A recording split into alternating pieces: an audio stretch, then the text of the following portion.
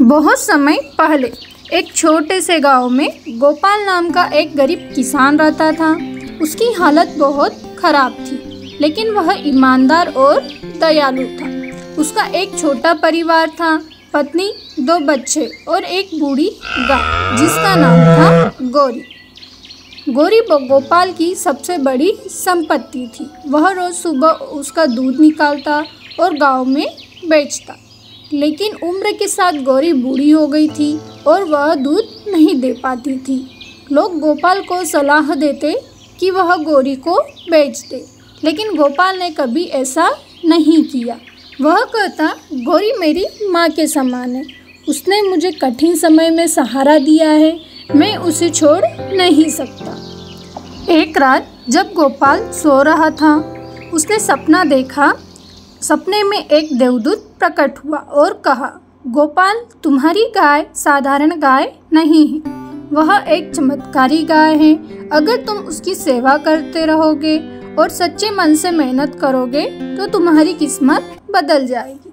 गोपाल ने इस सपने को ज़्यादा गंभीरता से नहीं लिया, लेकिन उसने गौरी की देखभाल और भी लगन से शुरू कर दी। एक सुबह जब गोपाल गौरी को चारा खिलाने गया तो उसने देखा कि गौरी के खुरों के पास जमीन से सुनहरी रोशनी निकल रही है। उसने वहां जमीन को खोदा तो उसे एक घड़ा मिला। घड़े में चांदी के सिक्के थे। गोपाल देखकर हैरान रह गया। उसने यह धन अपने परिवार की ज़रूरतें पूरी करने में इस्तेमाल किया, लेकिन बाकी धन बचाकर रख दिया।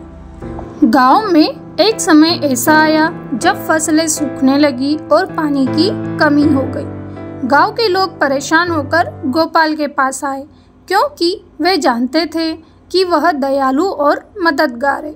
गोपाल ने अपनी गौरी से प्रार्थना की और कहा, गौरी माँ, अगर तुम में सच में चमत्कार है तो कृपया करके हमारे गांव की मदद करो। अगली सुबह जब गांव के लोग जागे तो उन्होंने देखा कि गौरी जिस भी खेत में चर रही थी, वहाँ एक नया झरना फूट पड़ा। झरने का पानी इतना मीठा और साफ था कि गांव के सभी खेत फिर से हरे भरे हो गए। गौरी के चमत्कारों की कहानी दूर दूर तक फैल गई। एक दिन 2 लालची व्यापारी गांव में आए और उन्होंने गोपाल को गौरी बेचने के लिए बड़ी रकम पेशकश की, लेकिन गोपाल ने साफ मना कर दिया। लालचियों ने रात में गौरी को चुराने की कोशिश की, लेकिन जैसे ही वह गौरी के पास पहुंचे, गौरी अचानक गायब हो गई। अगले दिन गोपाल ने गौरी को अपने आंगन में सुरक्षित पाया।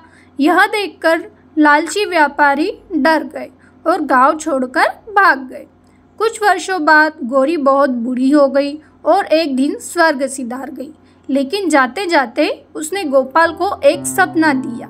सपने में उसने कहा, गोपाल, मैं अब जा रही हूँ, लेकिन मेरा आशीर्वाद हमेशा तुम्हारे और तुम्हारे परिवार के साथ रहेगा। यह खेत, झरना तुम्हारी मेहनत और ईमानदारी का फल है। इसे हमेशा दूसरों की भलाई के लिए इस्तेमाल करना। गोपाल ने गौरी की अंतिम इच्छा का सम्मान किया। उसने झरने के पानी से पूरे गांव को समृद्ध बनाया और अपनी फसल का हिस्सा भी गरीबों में बांटने लगा। Magic tales for kids.